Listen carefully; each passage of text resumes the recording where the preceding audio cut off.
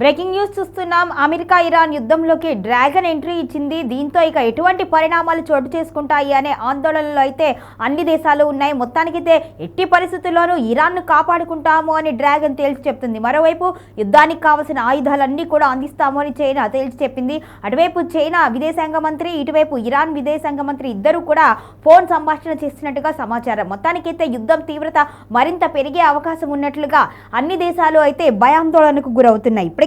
మధ్యప్రాచ్యం యుద్ధంలో కీలక మలుపు తిరుగుతున్నట్లుగా తెలుస్తోంది. డ్రాగన్ దేశం చైనా కూడా యుద్ధంలోకి ఎంట్రీ ఇవ్వబోతున్నట్లుగా సంకేతాలు వచ్చాయి. తాజాగా ఇరాన్కు మద్దతుగా గళం విప్పింది చైనా. ఇరాన్ సార్వభౌమాధికారాన్ని కాపాడుతాము అని ప్రకటించింది. తక్షణమే అమెరికా ఇజ్రాయిల్ యుద్ధం ఆపాలి అని డ్రాగన్ దేశం సూచించింది. ఇక ఫిబ్రవరి 28వ తేదీన ఇరాన్ సుప్రీం లీడర్ ఖమేనీ లక్ష్యంగా ఇజ్రాయెల్, అమెరికా సంయుక్తంగా దాడులు చేశాయి. ఈ దాడుల్లో ఖమేనీతో పాటు కుటుంబ సభ్యులు, ప్రభుత్వ పెద్దలు హతమయ్యారు. అప్పటి నుంచి ఇరాన్ కూడా ప్రతీకార దాడులకు దిగింది. ఇజ్రాయెల్తో పాటు అమెరికా మిత్ర దేశాలైన గల్ఫ్ దేశాలపై కూడా ఇరాన్ క్షిపణులతో విరుచుకుపడుతోంది. ప్రస్తుతం పరస్పర దాడులతో చెలరేగిపోతుంది. అయితే తొలుత ఖమేనీ హత్య చైనా ఖండించి ఊరుకుంది. అయితే ఇరాన్ సార్వభౌమాధికారాన్ని కాపాడాలి అంటూ ముందుకు వచ్చింది. ప్రస్తుతం చైనా కూడా ఇరాన్కు మద్దతుగా యుద్ధంలోకి దిగవచ్చును అనే వార్తలు పూర్తి స్థాయిలో వినిపిస్తున్నాయి. ఇప్పటికే పశ్చిమాసియా ఉద్రిక్తతలతో అట్టుడికిపోతుంది. ఇక చైనా కూడా రంగంలోకి దిగితే పరిస్థితులు మరింత దిగజారుతాయి అని అక్కడి ఉన్న దేశాలు, చుట్టుపక్కల దేశాలు, మిగిలిన ప్రపంచ దేశాలు కూడా భయాందోళన వ్యక్తం చేస్తున్నాయి. మొత్తానికైతే ఇరాన్కు మరొక వైపు ఉగ్రవాదులు కూడా అండగా ఉన్నట్టుగా తెలుస్తుంది.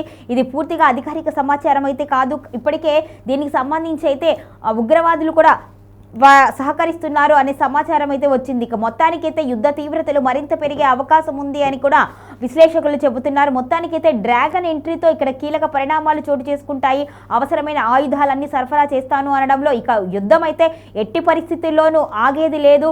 ఇక ఇరాన్ గెలిపే లక్ష్యంగా ఇప్పుడు చైనా కూడా ఉంటుంది అంటూ కూడా వార్తలు వినిపిస్తున్నాయి. మరి ఈ యుద్ధం ఎన్ని రోజుల్లో ఆగుతుంది, ఎటువంటి పరిణామాలు చోటు చేసుకుంటాయి, ప్రపంచ దేశాలన్నీ ఏం చేస్తాయి అనేది కూడా ఇప్పుడు ఆసక్తికర పరిణామంగా ఉంది. మరోవైపు మరికొన్ని దేశాలు కూడా దీనికి సంబంధించి శాంతిని కోరుకునే దేశాలు ఏవైతే ఉన్నాయో అవన్నీ కూడా శాంతి చర్చలు జరపాలి అనుకుంటున్నాయి. అందుకు సంబంధించి భారత్తో కూడా సంప్రదింపులు చేస్తున్నాయి. మరి ఈ యుద్ధం సంబంధించి భారత్ ఎటువంటి ప్రణాళిక రచిస్తుంది, మరి ఎటువంటి సంప్రదింపులు చేసి యుద్ధానికి సంబంధించి ఆగిపోయే విధంగా ఏ విధంగా చర్యలు తీసుకుంటుంది అనేది కూడా ఆసక్తికర అంశంగా మారింది.